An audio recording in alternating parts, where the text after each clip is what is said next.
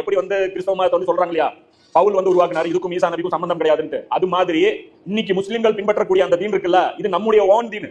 இதோடைய அந்த கிரெடிட் யாருக்கு போகும்? ரசூலுல்லாஹ்க்கு போகாது. ஏன்னா இந்த தீன்ல ரசூலுல்லாஹ் விட்டுட்டே போகல.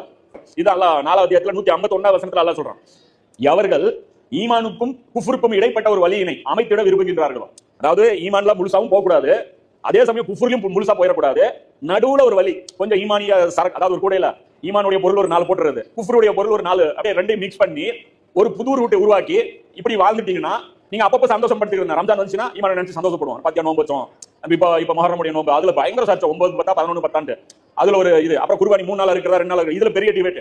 அப்ப இந்த இதுக்கு தீனுக்கு யார் சொந்தக்காரங்க? அல்லாஹ் சொல்றான், இது நான் கத்துக் கொடுத்த தீன் கிடையாது. அல்லாஹ் சொல்றான், அவர்கள் உருவாக்கி இருக்கிறார்கள், அவர்கள் தான் உண்மையில் அப்பட்டமான நிராகரிப்பாளர்கள். இப்படி ஈமான் கொஞ்சம் குஃப்ர் கொஞ்சம் ஃபாலோ பண்றாங்கல்ல, இவங்க யாருன்னா உண்மையில என்னுடைய பார்வையில் இவர்கள் காஃபிர்கள் அப்படின்ட்டு அல்லாஹ் சொல்றான். நிராகரிப்பாளர்களுக்கு இழிவுபடுத்தும் தண்டனையை நாம் தயார் செய்து வைத்திருக்கிறோம் அப்படின்னு சொல்லி அல்லாஹ் சொல்றான்.